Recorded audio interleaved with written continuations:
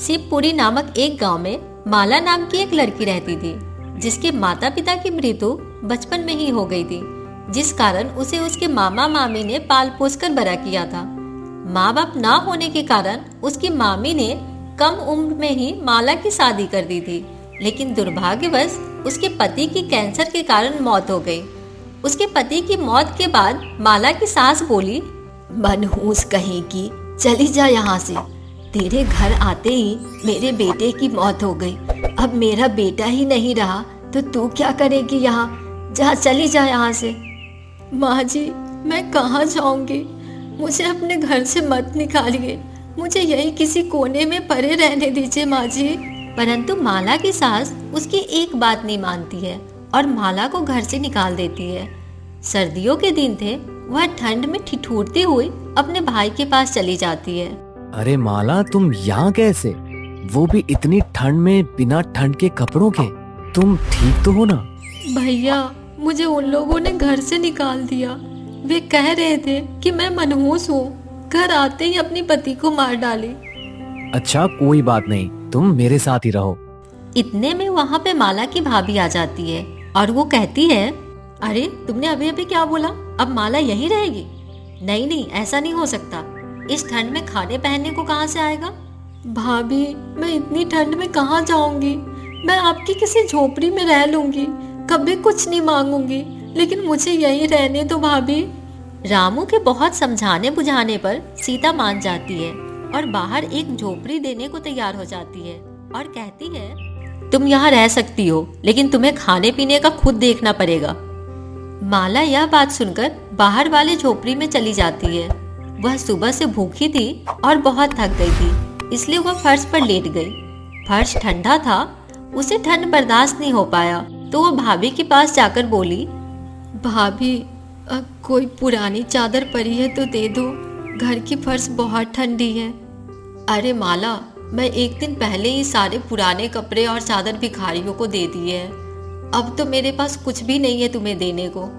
उसके बाद माला वापिस आ गई और पूरी रात ठंडी हवा का सामना करके झोपड़ी में बैठी रही। अगली सुबह माला रामू के पास जाकर कहती है, भैया, मुझे कहीं कोई काम दिला दो ताकि मैं अपना खर्चा चला सकूं।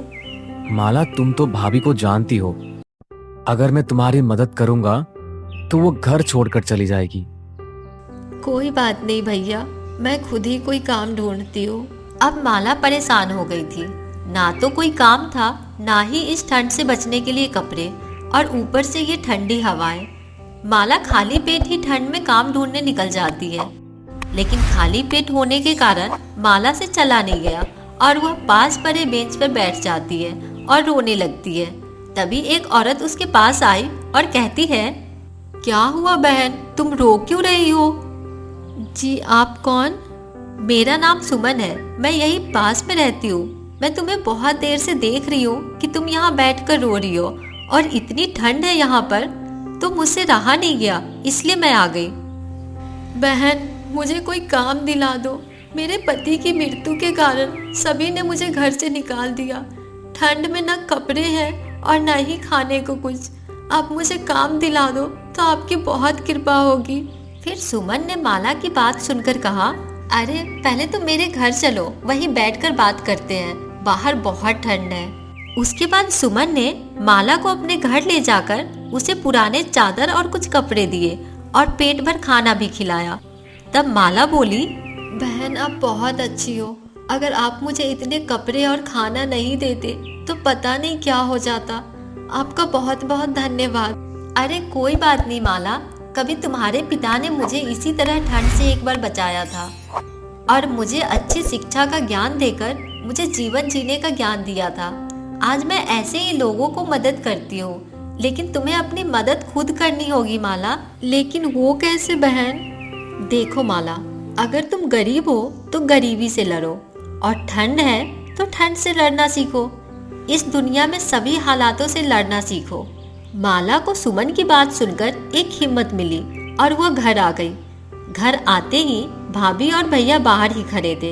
इतने में भाभी कहती है, अरे छोटू के पापा, ये क्या? माला ने कुछ कपड़े और खाना लेकर आई है। लगता है जरूर किसी ने इसकी मदद की है। उसके बाद माला झोपड़ी में आकर मिली हुई अनाज को पकाकर खाती है और चादर बिछाकर सो जाती है। अगले दिन जब सुबह होती है तो माला को सुमन की बात याद आती है। तभी वह सोचती है क्यों ना मैं पास के गांव से लकड़ी लाकर बाजार में बेचकर कुछ पैसे कमा लूं, जिससे मेरे खाने पीने का इंतजाम हो सके। तभी माला जंगल जाकर लकड़ी चुनकर बाजार में बेचकर अच्छा पैसा कमाती है और शाम के समय खाने का सामान ले आती है। इसी तरह समय बीतने लगा और धीरे धीरे बाजार में माला की लकड़ी बहुत जोरों से बिकने लगी। लोग ठंड में आग जलाने के लिए अच्छा दाम देकर लकड़ी ले जाते थे। ऐसे ही कुछ समय बाद माला सोचती है ठंडी में तो मैं पैसे कमा लूंगी, लेकिन मैं गर्मियों में क्या काम करूंगी। ये बात सोचते सोचते वह सुमन के पास जाती है। बहन, मैं ठंडी में तो लकड़ियां बेचकर पैसा कमा रही हूँ, लेकिन गर्मियों में क्या काम करूंगी मैं। अरे तुझे लस्सी बनाने आता है ना, तो तू इसका काम शुरू कर देना। यह बात सुनकर माला चली जाती है और लकड़ी बेचकर बचाए पैसे से वो लस्सी बनाने का सामान बाजार से ले आती है। तभी भाभी यह देखकर गुस्सा होकर उसका सारा सामान फेंक देती है और कहती है, लगता है तू यही डेरा डालकर बैठ गई। तुम यहाँ से चली क्यों नहीं जाती हो? अगर यही बात थी तो मुझे बता देती, मैं यहाँ से खुद ही चली जाती।